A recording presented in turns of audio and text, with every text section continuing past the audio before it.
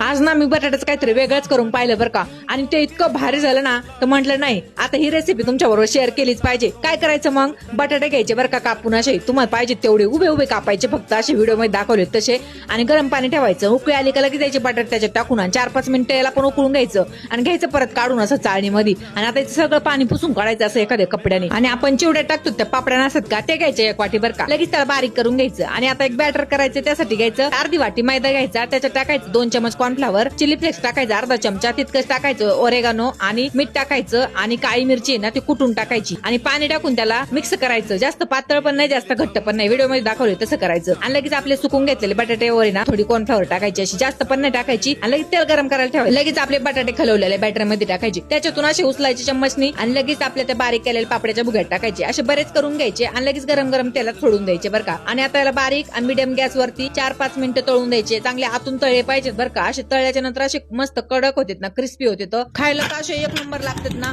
आणि बनायला पण टाइम नाही लागत बरं का, झटकीपट होते. पोरांनी जेव्हा केव्हा मागितले का आता हेच बनवून द्यायचे, पोरं खुश आणि मम्मी खुश. तुम्ही एकदा नक्की बनवून पहा, बनवल्यावर मला नक्की सांगा की आम्ही बनवले म्हणून.